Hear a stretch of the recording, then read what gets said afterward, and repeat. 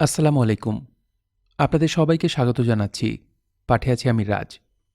পড়ছি হুমায়ূন আহমেদের ঐতিহাসিক উপন্যাস বাদশাহ নামদার এর ৩য় পর্ব।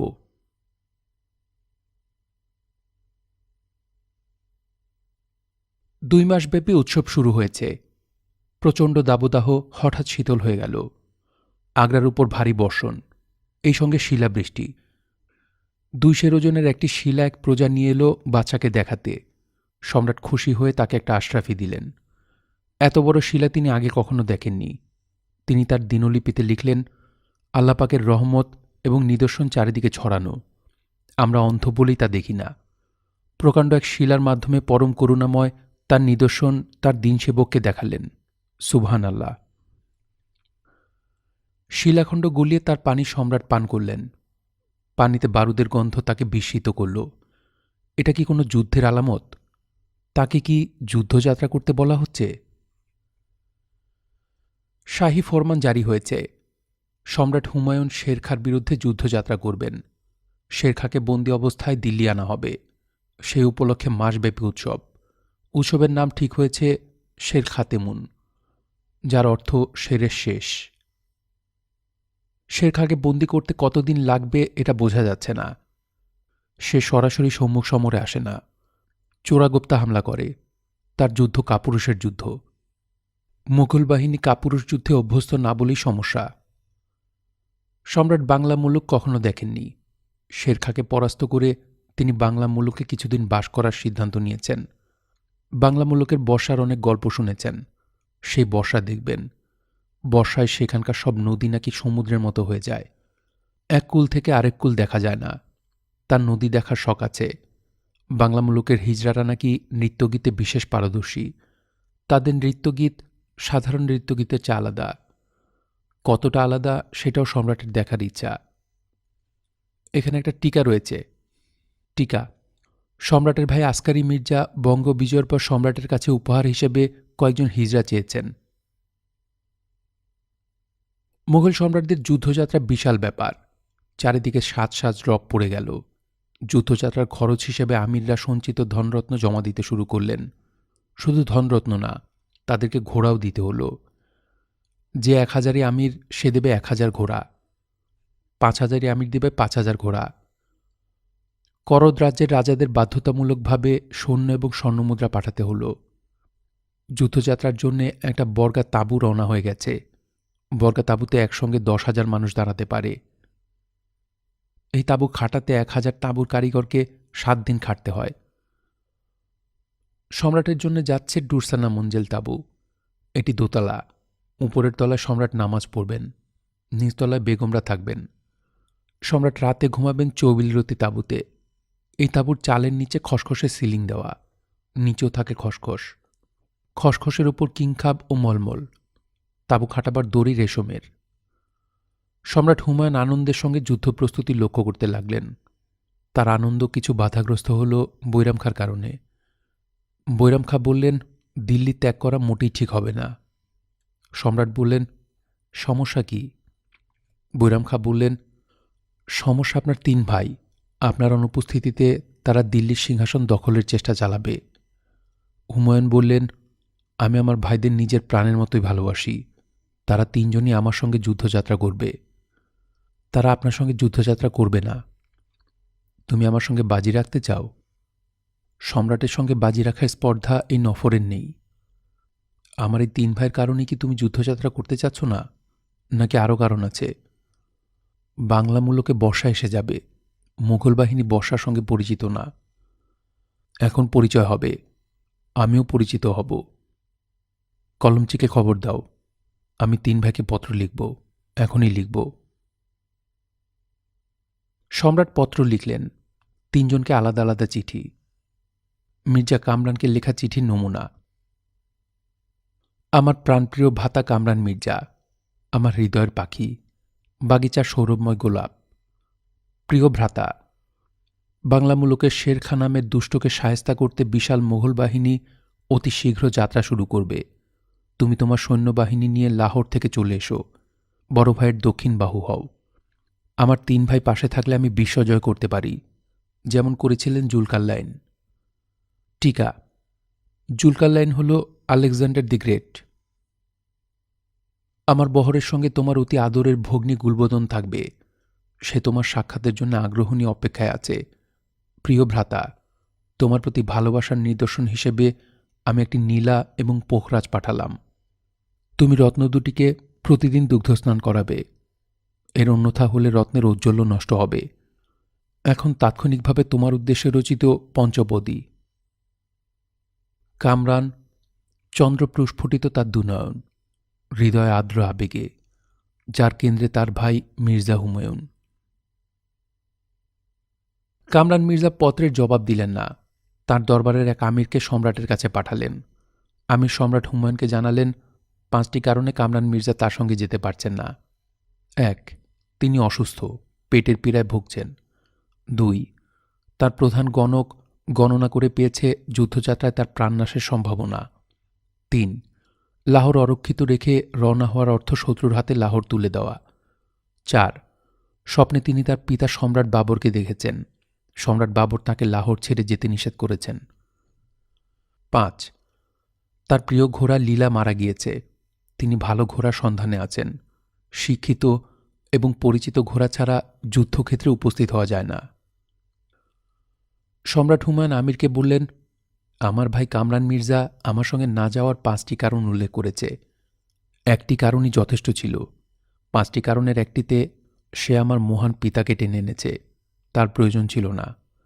আপনি আমার ভাইকে বলবেন, যা ঘটবে আল্লাহ পাকের হুকুমই ঘটবে। আমি কামরান মির্জার জন্য একটি শিক্ষিত আরবি ঘোড়া আপনার সঙ্গে দিয়ে দিচ্ছি। পেটের পীড়া একটি নোংরা ব্যাধি। আমি দ্রুত তার আরোগ্য কামনা করছি। সম্রাটের নির্দেশে আমিরকে এক প্রস্থ পোশাক, একটি রত্নখচিত তরবারি, 10টা আশরাফি দেওয়া হল। ভাইয়ের পাঠানো দূতের প্রতি সম্মান দেখানো হল। এই আমিরের নাম মীর হামজা। মীর হামজা লাহোর ফিরছেন। তার সঙ্গে 20 জন অশ্বারোহীর একটি ক্ষুদ্র দল, রসদ বহনকারী একটা ঘোড়ার গাড়ি। এই গাড়ির সঙ্গে কামরান মির্জাকে দেওয়া সম্রাট হুমায়ুনের আরবি ঘোড়া বাঁধা। ঘোড়ার রং সাদা। তার নাম ফাতিন।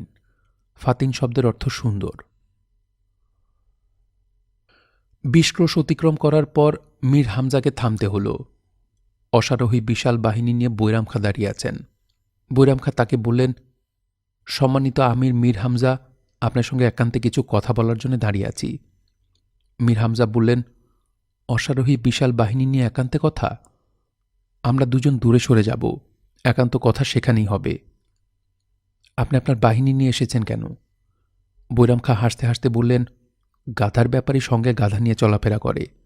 গাধাগুলি হচ্ছে তার শোভা। একজন সেনাপতির শোভা তার সৈন্যবাহিনী। আমি আপনার সঙ্গে একান্তে কথা বলবো না। যা বলতে চান এখানে বলুন। আমার সম্রাটের সঙ্গে আপনার কথা হয়েছে। সম্রাটকে আপনার কেমন মনে হয়েছে? তিনি ভীতু প্রকৃতির মানুষ। ভীতু? হ্যাঁ, ভীতু। ভীতু বলেই ভাইকে খুশি রাখার চেষ্টা করছেন। ভাতৃস্নেহ তো হতে পারে। সম্রাটের ভাতৃস্নেহ থাকে না, ভাতৃভীতি থাকে। সম্রাট হুমায়ুন যুদ্ধযাত্রার পরপর কি কামরান মির্জা নিজেকে দিল্লির সম্রাট ঘোষণা করবেন? সেটা উনিই ভালো বলতে পারবেন। আমি অন্তর্যামী না। আমি এই তথ্য বিশেষভাবে জানতে চাচ্ছি। সম্রাটের অমঙ্গল আশঙ্কায় আমি অস্থির। মীর হামজা বললেন, আপনাকে আগেই বলেছি আমি অন্তর্যামী না। কামরান মির্জার পরিকল্পনা আমি জানি না। বৈরাম খাঁ বললেন, আমি কামরান মির্জার পরিকল্পনা আজ করতে পারছি। আপনি এই খবর কামরান মির্জাকে জানাবেন। অবশ্যই জানানো হবে। বৈরাম খাঁ বললেন, আপনাকে মুখে কিছু জানাতে হবে না। আমি এমন ব্যবস্থা করব যে আপনি লাহোর উপস্থিত হওয়া মাত্র কামরান মির্জা যা বোঝার বুঝে নেবেন। কি ব্যবস্থা করবেন? আপনার জন্য একটি গাধা সংগ্রহ করা হয়েছে। আপনি গাধার পিঠে চড়ে লাহোর যাবেন। নগ্ন অবস্থায় যাবেন। আপনি উন্মাদের মতো কথা বলছেন। হতে পারে। আপনার সঙ্গে অশ্বারোহীরা আমার সেনাবাহিনীতে যোগ দিবে। এরা ভাড়াটিয়া সৈন্য। দল থেকে তাদের কখনো সমস্যা হয় না। সম্রাট হুমায়ুনের কানে এই খবর পৌঁছানোর পরিণাম হবে ভয়াবহ। তার কানে এই খবর আমি পৌঁছাব। তাকে বলবো মীর হামজা লাহোরের পথে রওনা হওয়ার পর একদল ডাকাতের হাতে পড়েন। ডাকাতরা তার সব লুটে নিয়ে তাকে নগ্ন করে গাধার পিঠে তুলে দেয়। সম্রাট এই খবরে আমোদ পাবেন। তিনি আমোদ পছন্দ করেন। মীর হামজাকে সত্যি সত্যি নগ্ন করে গাধার পিঠে চড়িয়ে দেওয়া হলো। ফজরের নামাজের পরপরই সম্রাট হুমায়ুনের বিশাল বাহিনী বঙ্গদেশের দিকে যাত্রা শুরু করল। তারিখ ২৭ জুলাই ১৫৩৭ খ্রিস্টাব্দ। যাত্রার সময় আশ্চর্য এক ঘটনাও ঘটেছে। দুটি কবুতর সম্রাটের মাথার উপর চক্রাকারে ঘুরেছে। এটি অতি শুভ লক্ষণের একটি। অগ্রগামী দলে আছে অশ্বারোহী বাহিনী, তার পেছনেই পদাতিক বাহিনী। পদাতিক বাহিনী চলছে হস্তিযুথের সঙ্গে। হাতির সংখ্যা ৮০০। সেনাদল কোথাও না থেমে আসর পর্যন্ত এক নাগাড়ে চলবে। আসরের সময় বিশ্রাম এবং আহারের জন্য থামা হবে। পরদিন আবারও ফজরের নামাজের পর যাত্রা শুরু হবে। যুদ্ধযাত্রার সময় সম্রাট একবেলা আহার করেন। প্রথম যাত্রাবিরতিতে সম্রাটকে যে খাবার দেওয়া হয়েছিল তার বর্ণনা দেওয়া যেতে পারে। পোলাও ৫ ধরনের, রুটি ৭ প্রকার, পাখির মাংস, কিশমিশের রসে ভেজানো পাখি ঘিতে ভেজে দেওয়া। পাখিদের মধ্যে আছে হরিয়াল, বনমোরগ, বিশেষ শ্রেণীর ময়ূর। ভেড়ার মাংস, আস্ত ভেড়ার রোস্ট। বাছুরের মাংস, কাবাব। পাহাড়ি ছাগলের মাংস, আস্ত রোস্ট, সম্রাটের বিশেষ পছন্দের খাবার। ফল, শরবত, মিষ্টান্ন। সম্রাট হুমায়ুন এবং তার পরিবারের জন্য যুদ্ধকালীন বাবুর্চির সংখ্যা ছিল ১,০০০। প্রধান বাবুর্চি নকি খান নতুন নতুন খাবার উদ্ভাবন করতেন। তার উদ্ভাবিত একটি খাবার পুরনো ঢাকার কিছু রেস্তোরাঁয় পাওয়া যায়। খাবারের নাম গ্লাসি। গ্লাসির রেসিপি দেওয়া হল মুঘল আমলের। পাতলা স্লাইস করে কাটা খাসির মাংস, সজারুর কাঁটা, বিকল্প খেজুরের কাঁটা দিয়ে কেঁচতে হবে। কেঁচানো মাংসে দিতে হবে কিশমিশের রস, পোস্তদানা বাটা, পেস্তা বাটা, শাহি জিরা বাটা, আদার রস, পেঁয়াজের রস, রসুনের রস, দই, দুধ এবং গম বাটা, পরিমাণ মতো লবণ। এতে যুক্ত হবে জয়ত্রী গুঁড়া, জায়ফল গুঁড়া, দারুচিনি গুঁড়া। সব ভালো মতো মেখে মাটির হাঁড়িতে রেখে ঢাকনা লাগিয়ে দিতে হবে। মাটির হাঁড়ি সারাদিন রোদে থাকবে। খাবার পরিবেশনের আগে আগে অল্প আঁচে মাংসের টুকরা মহিষের দুধের ঘিতে, ভৈসা ঘি, ভাজতে হবে। বঙ্গদেশের দিকে যাত্রার সময় তার রসদখানায় মহিষের দুধের ঘি ছিল ১০ মণ এবং গরুর দুধের ঘি ছিল ৩০ মণ। সৈন্যদের খাবার ছিল ১ ঘটি দুধ, যবের রুটি, ১ পোয়া ছাতু, মাংস এবং পেঁয়াজ। যাত্রাবিরতির প্রথম রাত্রি। হুমায়ুন এশার নামাজ শেষ করে তার জন্য খাটানো ৫৪ রতি তাঁবুতে গেছেন। গান বাজনা শুনে আফিম খেয়ে ঘুমাবেন। তার নিজস্ব ভৃত্য জহর আফতাব চেয়ে তাকে জানালো শেরখা তার জন্য কিছু উপহার পাঠিয়েছেন। উপহারের মধ্যে আছে ৩ জন অতি রূপবতী বাঙাল মুলুকের তরুণী এবং ৭ জন হিজড়া। উপহারের সঙ্গে একটি পত্রও আছে। সম্রাট পত্র পাঠ করলেন। শেরখা লিখেছেন, দিল্লীশ্বর সম্রাট হুমায়ুন, আপনি অথম তুচ্ছাতি তুচ্ছ শেরখাঁকে শায়েস্তা করতে যাচ্ছেন। আমি আপনার দাসানুদাস। আমার কারণে এই তীব্র গরমে আপনার কষ্ট হচ্ছে। এটা আমি নিতেই পারছি না। আপনি দিল্লিতে ফিরে যান। আপনাকে চুনার দুর্গ আমি দিয়ে দিচ্ছি। কিছু উপহার পাঠালাম। আমি জানি উপহার আপনার পছন্দ হবে। ইতি অধম শেরখা ফরিদ। চিঠিতে কাজ হল। সম্রাট নির্দেশ দিলেন একদিন বিশ্রামের পর মূল সেনাবাহিনী দিল্লি ফেরত যাবে। ডেকে পাঠানো হবে শেরখাঁকে। চুনার দুর্গের দখল নেওয়ার জন্য রুমি খাঁকে পাঠানো হবে। রুমি খান নেতৃত্বে থাকবে বেশ কিছু কামান এবং ২০০ কামানচি। কামানের প্রয়োজন হবে না, তারপরেও থাকল। ফজরের নামাজের পর দিল্লি যাত্রা শুরু হবে। নামাজের পরপর হুমায়ুন ঘোষণা করলেন চুনার দুর্গ হস্তান্তর প্রক্রিয়ায় তিনি উপস্থিত থাকতে চান। কাজেই যুদ্ধযাত্রা অব্যাহত থাকবে। সম্রাটের খামখেলির সঙ্গে তার সেনাপতি এবং আমিরা পরিচিত। কেউ অবাক হলেন না। চুনার দুর্গের অধিনায়ক শেরখাঁর পুত্র কুতুব খাঁ। চুনার দুর্গে পৌঁছতে হুমায়ুনের ৪ মাস সময় লাগল। তিনি নভেম্বরে পৌঁছলেন। আরামদায়ক আবহাওয়ায় হুমায়ুন প্রসন্ন। ভেষজবিদ্যার উপর কিছু দুর্লভ বই তার কাছে এসেছে। বইয়ে বর্ণিত গাছের গুণাগুণ পরীক্ষার বাসনায় তিনি অস্থির। দুর্গ দখলের পর পরীক্ষা নিরীক্ষা পর্ব শুরু করবেন। দুর্গের দায়িত্ব ছেড়ে দেওয়ার জন্য কুতুব খাঁর কাছে দূত গেল। কুতুব খাঁ বললেন সম্রাট স্বয়ং উপস্থিত হলেই দুর্গ তার হাতে তুলে দেওয়া হবে। সম্রাটের দূত বললেন সামান্য দুর্গ দখলের জন্য হিন্দুস্তানের অধিপতির আশা শোভা পায় না। কুতুব খাঁ বললেন হিন্দুস্তানের অধিপতিকে অনেক তুচ্ছ কাজ কিন্তু করতে হয়। শব্দ করে তিনি বায়ুত্যাগ করেন। আপনি হয়তো শোনেননি।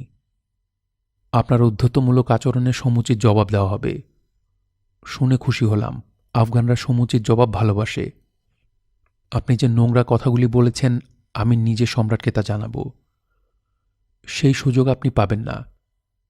এই কথার অর্থ কি? আপনাকে বাধ্য করা হবে সম্রাটকে একটা পত্র পাঠাতে। সেই পত্রে আপনি বিনয়ের সঙ্গে লিখবেন যে আপনি স্বেচ্ছায় দল ত্যাগ করে আমার সঙ্গে যোগ দিয়েছেন। জীবন থাকতে এ ধরনের চিঠি আমি লিখব না। জীবন থাকা অবস্থাতেই আপনি লিখবেন। আমার নির্দেশে আপনাকে খোঁজা করানো হবে। খোঁজা করার প্রক্রিয়া শুরু হওয়া মাত্রই আপনি চিঠি লিখতে রাজি হবেন। সম্রাট হুমায়ুন তার দূতের কাছ থেকে একটা চিঠি পেলেন। চিঠিতে জানলেন এই আমির দলত্যাগ করেছে। তার শক্তি ও সামর্থ্য সে ব্যয় করবে আফগানদের জন্যে। হতভম্ব সম্রাট রুমি খাঁকে দুর্গ দখলের নির্দেশ দিলেন। রুমি খাঁ কামান দাগতে শুরু করলেন। এর উত্তরে কুতুব খাঁর দুর্গের ভেতর থেকে কামানের গোলা বৃষ্টির মতো পড়তে শুরু করল। কুতুব খাঁর কামানগুলি ছোট, তবে তাদের নিশানা অব্যর্থ। রুমি খাঁকে পেছনে হটতে হল। মোগল সৈন্যরা দুর্গ অবরোধ করে 5 মাস বসে রইল। দুর্গ দখল করতে পারল না। এর মধ্যে শুরু হল বঙ্গের বিখ্যাত বৃষ্টি। সম্রাট হুমায়ুন দোতলা তাঁবুর ডুরসানা মঞ্জেল বারান্দায় দাঁড়িয়ে আছেন। তাঁর দৃষ্টি পশ্চিমের দিগন্ত রেখায়। ফজরের নামাজ শেষ হয়েছে। সূর্য এখনো পুরোপুরি ওঠেনি। পশ্চিম আকাশে মেঘের ঘনঘটা। সম্রাট প্রথম সূর্যকিরণ কপালে মাখতে যাচ্ছেন। এই মুহূর্তে হুমায়ুনের সৌভাগ্যের ঘাটতি যাচ্ছে। 6 মাস পার হয়েছে, চুনার দুর্গ দখল হয়নি। গোলন্দাজ বাহিনীর প্রধান মীর আতস পুরোপুরি ব্যর্থ। সে নৌকায় কামান বসিয়ে কামান দাগার হাস্যকর চেষ্টা করেছিল। কামান দাগামাত্র গোলার প্রবল বিপরীত ধাক্কায় 2টি বড় নৌকা কামান এবং বারুদসহ পানিতে ডুবে গেছে। কামানের সঙ্গে 3 জন কামানচিও পানিতে। তারা সাঁতার না জানার কারণে পানির নিচ থেকে উঠে আসতে পারেনি। পশ্চিম আকাশের মেঘ পরিষ্কার হচ্ছে না, বরং গাঢ় হচ্ছে। ঘন কালো মেঘের যে বিচিত্র সৌন্দর্য আছে তা হুমায়ুন আগে লক্ষ্য করেননি। আকাশের এই ছবি এঁকে ফেলতে পারলে ভালো হতো। তার ছবি আঁকার হাত এখনও সেই পর্যায়ে আসেনি। আফসোস। আলম্পনা। হুমায়ুন পেছনে তাকালেন। জহর আফতাবচি সম্রাটের পেছনে দাঁড়িয়ে আছে। তার মুখ হাসি হাসি। এখানে একটা টিকা আছে। আফতাব শব্দের অর্থ পানি। আফতাবচি যে পানি সরবরাহ করে। সম্রাটকে পানি খাওয়ানোর দায়িত্ব জহর আফতাবচির। জহর, সুপ্রভাত। জহর লজ্জায় মাথা নিচু করল। সে কিছু বলার আগে সম্রাট তাকে সুপ্রভাত জানালেন। কি লজ্জা, কি লজ্জা। জহর আমতা আমতা করে বলল, সুপ্রভাত মহান সম্রাট। আমি আপনার জন্য সুসংবাদ নিয়ে এসেছি। কিছুক্ষণ আগে রুমি খাঁ দলবল নিয়ে চুনার দুর্গে প্রবেশ করেছেন। শেরখার ছেলে দুর্গ ছেড়ে পালিয়ে গেছে। শুকুর আলহামদুলিল্লাহ। আমার হৃদয় এই মুহূর্তে আনন্দে পূর্ণ। আমার কাছে তুমি কি উপহার প্রার্থনা করো? আপনার স্নেহ। আল্লাহ পাক সাক্ষী, আপনার স্নেহ এবং করুণা ছাড়া আমার আর কিছুই চাইবার নেই। আমি আমৃত্যু আপনাকে পানি খাইয়ে যেতে চাই। তাই হবে। আমি 2টি রাজকীয় ফরমান জারি করব। কলমচিকে আসতে বলো। রাজকীয় ফরমানের প্রথমটিতে লেখা হল, জহর আফতাবচি আজীবন সম্রাটকে পানি খাওয়ানোর দায়িত্বে থাকবে। তাকে 1000ই মসনদদারি দেওয়া হল। দ্বিতীয় ফরমানে রুমি খাঁকে মীর আতস উপাধি দেওয়া হল। তাকে চুনার দুর্গের আপাতত দায়িত্ব দেওয়া হল। দুর্গের বন্দীদের যেন প্রাণহানি না হয়। সম্রাট দুর্গের প্রতিটি বন্দীর প্রাণের জিম্মাদার। ফরমান জারির পর হুমায়ুন 1 পেয়ালা বেদানার রস খেলেন। অজু করে আল্লাহ পাকের প্রতি কৃতজ্ঞতা প্রকাশের জন্য সূরা ফাতিহা পাঠ করলেন। জহর সারাক্ষণই সম্রাটের পাশে বসে রইল। জহর। জি আলম্পনা। আমি ছদ্মবেশে কিছুক্ষণের জন্য শহর ঘুরতে বের হব। হজরত ওমর রাজিয়াল্লাহু তাআলা আনহু এই কাজ করতেন। উনি রাতে বের হতেন, দিনে না। রাতের আলোয় কিছুই দেখা যায় না। আমি দিনের আলোয় বের হব। তুমি আমাকে ঘোড়া ব্যবসায়ীর মতো সাজিয়ে দাও। চাদরে আমার ঠোঁট থাকবে ঢাকা। মানুষের পরিচয় লেখা থাকে ঠোঁটে। ঠোঁট ঢাকা মানুষ হলো পরিচয়হীন মানুষ। পাশাপাশি 2টি ঘোড়া চলছে। একটিতে সম্রাট হুমায়ুন, অন্যটিতে জহর আফতাবচি। অনেক দূর থেকে তাদেরকে অনুসরণ করছে সম্রাটের ব্যক্তিগত দেহরক্ষী বাহিনী। তেমন প্রয়োজনে নিমিষের মধ্যে ছুটে এসে তারা সম্রাটকে ঘিরে ফেলবে।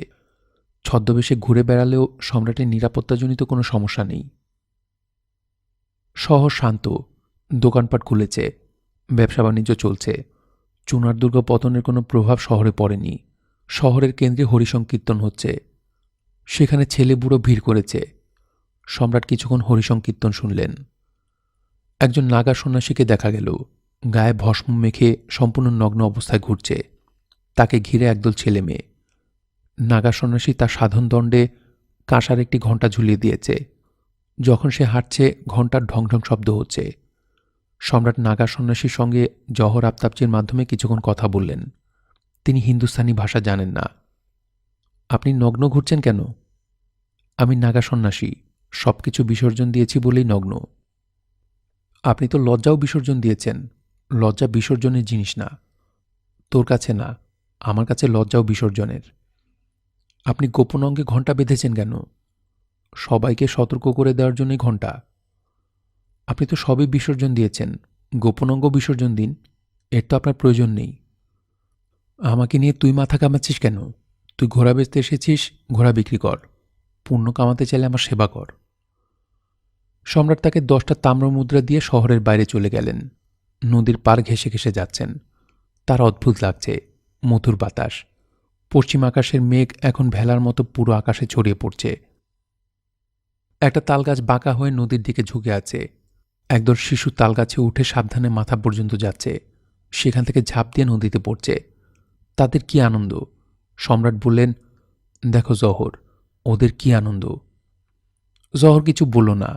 হুমায়ুন বললেন, সম্রাটের পুত্রকন্যারা এই আনন্দ থেকে বঞ্চিত। জহর বলল, তাদের জন্য অন্য আনন্দ। মহান আল্লাহ ঠিক করে রেখেছেন কে কি আনন্দ পাবে। সম্রাট বললেন, চলো এগোই, আরও কোনো আনন্দ দৃশ্য হয়তো সামনেই আছে। সম্রাট এগুলেন। প্রায় 2 ক্রোশ এগুবার পর তিনি থমকে দাঁড়ালেন। সামনের নলখারগায় ঢাকা শ্মশানঘাট। বৃষ্টির সময় আশ্রয় নেওয়ার জন্যে চারদিক খোলা শ্মশান বন্ধু ঘর। ঘর ভর্তি নানান বয়সী নারী, তারা কলকল করে কথা বলছে। চারদিক লোকে লোকারণ্য, ঢোল বাজছে, কাঁসার ঘণ্টা বাজছে। কিছুক্ষণ পরপরই সবাই মিলে গগনবিদারী চিৎকার দিচ্ছে, সতী মাই কি জয়। 4 জন পুরোহিত আসন করে বসে আছে, মন্ত্রপাঠ চলছে। পুরোহিতদের দক্ষিণ দিকে নদীর কাছাকাছি ডোমরা বসেছে কলসি ভর্তি চোলাই মদ নিয়ে। তাদের চোখ রক্তবর্ণ। সম্রাট বিস্মিত হয়ে বললেন, কি হচ্ছে? সতীদাহ হবে আলম্পনা। মৃত স্বামীর সঙ্গে তার জীবিত স্ত্রীকে চিতায় পোড়ানো হবে। এই সেই সতীদাহ? আমি সতীদাহের কথা শুনেছি, আগে কখনো দেখিনি। দেখার জিনিস না, হিন্দুস্তানি বর্বরতা। চলুন ফিরে যাই। যে মেয়েটিকে পুড়িয়ে মারা হবে তার সঙ্গে কি কথা বলা যাবে? আলম্পনা, সে কথা বলার মতো অবস্থা এখন থাকবে না। সবাই তাকে ঘিরে আছে, তাকে নিশ্চয় আরক খাওয়ানো হয়েছে। সে এখন নেশাগ্রস্ত। একদল মানুষ দেখছি লাঠিসোঁটা নিয়ে দাঁড়িয়ে। এরা কারা? সবসময় দেখা গেছে আগুন লাগানো মাত্র সতী দৌড় দিয়ে চিতা থেকে পালাতে চায়। তখন লাঠি দিয়ে পিটিয়ে তাকে চিতায় নিয়ে যাওয়া হয় এবং আগুনের উপর মেয়েটিকে চেপে ধরে রাখা হয়। নরকের বর্বরতা। অবশ্যই। আমি এই মুহূর্তে ফরমান জারি করে সতীদাহ বন্ধ করতে চাই। আলম্পনা, গুস্তাকি মাফ হয়। আপনার সমস্ত প্রজা হিন্দু। আপনি ওদের ধর্মীয় কর্মকাণ্ডে বাধা দিলে তারা বৈরী হয়ে উঠবে। আপনার জন্য শাসক কার্য পরিচালনা দুষ্কর হবে। আমি মেয়েটির সঙ্গে কথা বলতে চাই। ঘোড়ার ব্যবসায়ী হিসেবে তারা আপনার সঙ্গে মেয়েটিকে কথা বলতে দেবে না। তাদেরকে তুমি বলো আমি মুঘল সম্রাট হুমায়ুন এবং আমার রক্ষী বাহিনীকে কাছে এগিয়ে আসতে বলো। চিতায় ঘিয়ের আগুন জ্বলে উঠেছে। সেখানে প্রায় 70 বছর বয়সী এক চুল পাকা বৃদ্ধের শবদেহ। তার চুলে আগুন ধরতেই নিমিষে সব চুল জ্বলে গেল। আগুন ভালো মতো জ্বলে উঠলে সতী স্বেচ্ছায় হেঁটে হেঁটে চিতায় উঠবে। তাকে ভাঙের শরবত খাওয়ানো হয়েছে। তার চিন্তাশক্তি কাজ করছে না। ঢোলের বাদ্য আকাশ স্পর্শ করছে। শ্মশানঘরের তরুণীরা একে একে আসছে। সতী মেয়েটির কপালে সিঁদুর দিচ্ছে। সেই সিঁদুর নিজের কপালে ঘষছে এবং উপর হয়ে মেয়ের পায়ে পড়ে তাকে প্রণাম করছে। বাজনাদাররা আত পাগলের মতো নাচছে। হঠাৎ বাদ্যবাজনা থামল। সম্রাট হুমায়ুন এগিয়ে এলেন।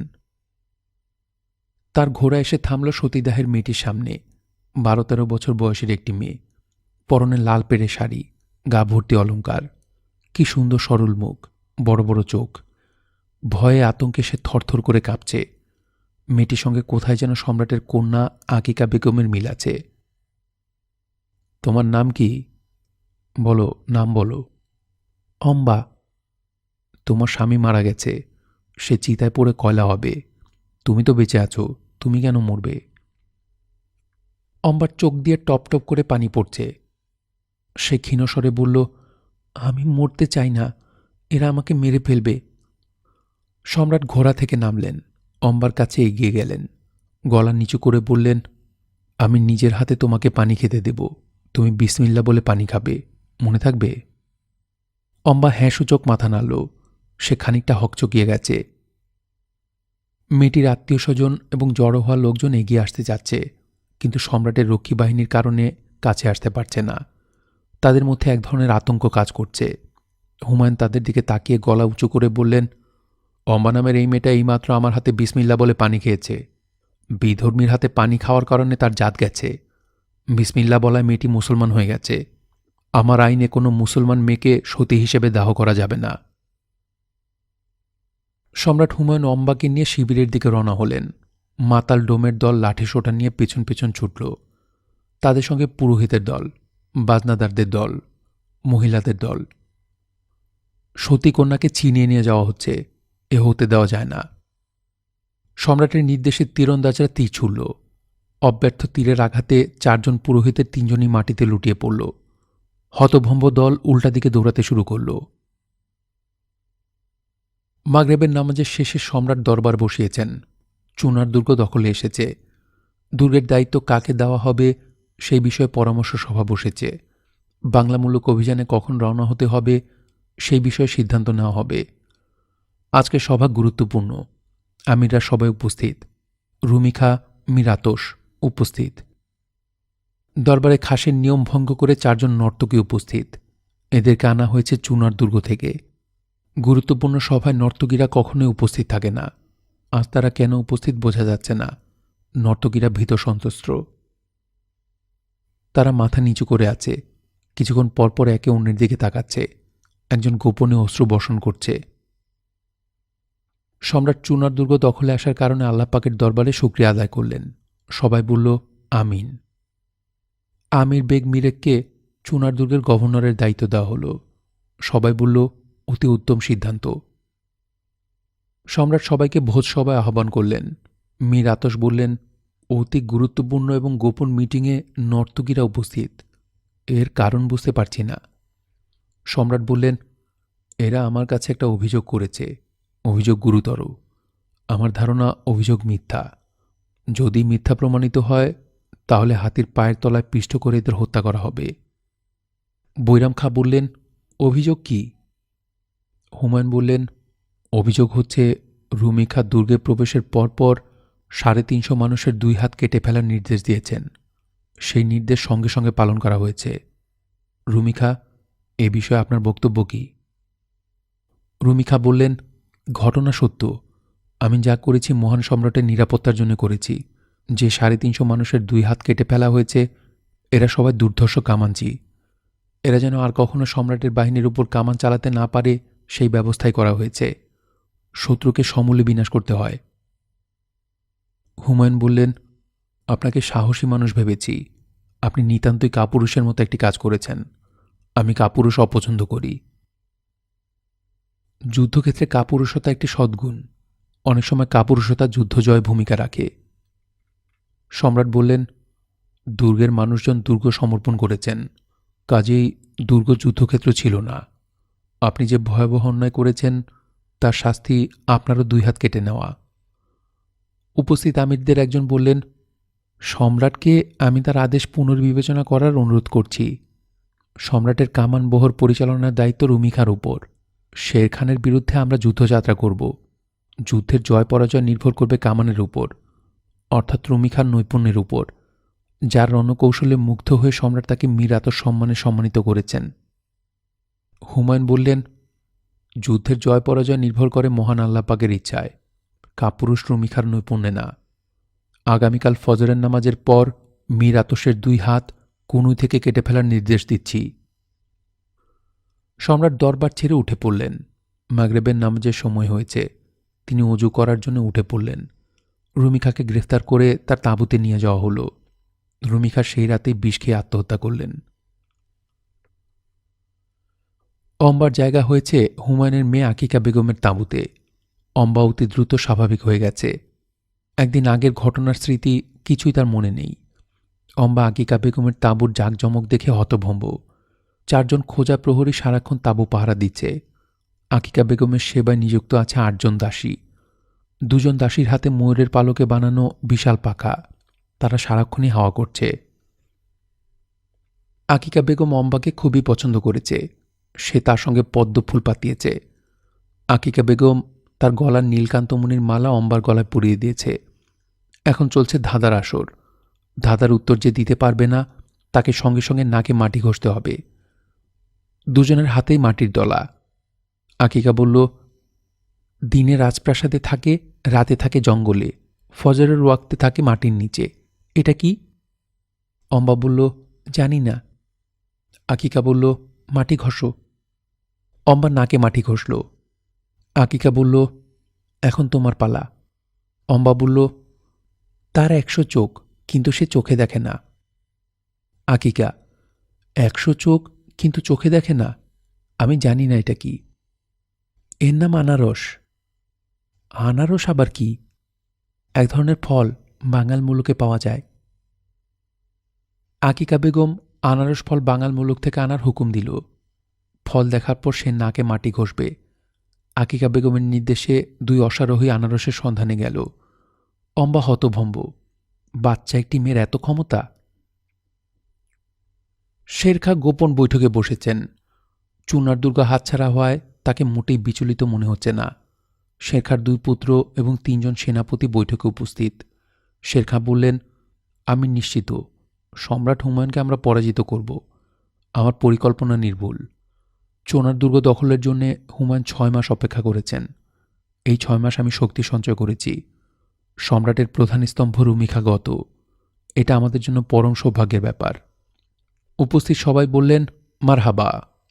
শেরখা বললেন, এখানে উপস্থিত সবার প্রতি আমার একটি কঠিন নির্দেশ আছে। সম্রাট হুমায়ুনকে কোনো অবস্থাতেই হত্যা করা যাবে না।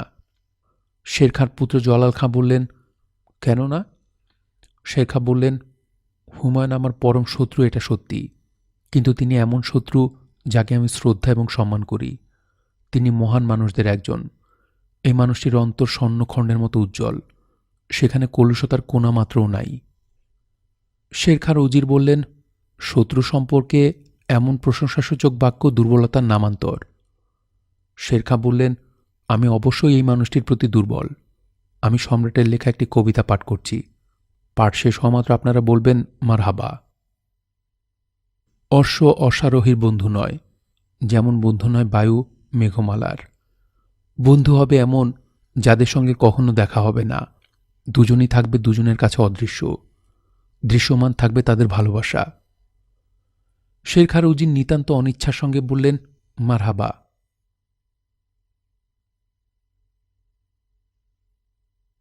শুনছিলেন হুমায়ুন আহমেদের ঐতিহাসিক উপন্যাস বাদশাহ নামদার। উপন্যাসটি আপনাদের কাছে কেমন লাগছে তা আপনারা কমেন্টের মাধ্যমে আমাদেরকে জানাতে পারেন। ভালো লাগলে লাইক করুন, শেয়ার করুন। আর যারা গল্পতরু চ্যানেলটি সাবস্ক্রাইব করেছেন তাদেরকে অসংখ্য ধন্যবাদ। যারা এখনও সাবস্ক্রাইব করেননি কিন্তু নিয়মিত শুনছেন অথবা নতুন শুনছেন তাদেরকে অনুরোধ করছি আপনারা চ্যানেলটি সাবস্ক্রাইব করে রাখুন, সাথে বেল আইকনটি প্রেস করে রাখুন। আর আমাদের নতুন একটি চ্যানেল এসেছে, গল্পতরু হরর। যারা হরর গল্প শুনতে পছন্দ করেন তাদেরকে অনুরোধ করছি আপনারা চ্যানেলটি সাবস্ক্রাইব করে রাখুন। সাথে অবশ্যই আমাদেরকে কমেন্ট করে জানাবেন আপনাদের কাছে গল্পগুলো কেমন লাগছে এবং আপনাদের যদি কোনো পরামর্শ থাকে তাহলে সেটাও জানাবেন। আমরা আপনাদের পরামর্শগুলো খুব গুরুত্বের সাথে বিবেচনা করব। আর গল্পতরু হরর চ্যানেলের লিঙ্কটি ডিসক্রিপশন বক্সে দেওয়া আছে, সাথে স্ক্রিনে উঠে যাবে। আপনারা চাইলে এখনই সাবস্ক্রাইব করে রাখতে পারেন। সবাই ভালো থাকবেন, সুস্থ থাকবেন এবং গল্পতরুর সঙ্গেই থাকবেন। ধন্যবাদ।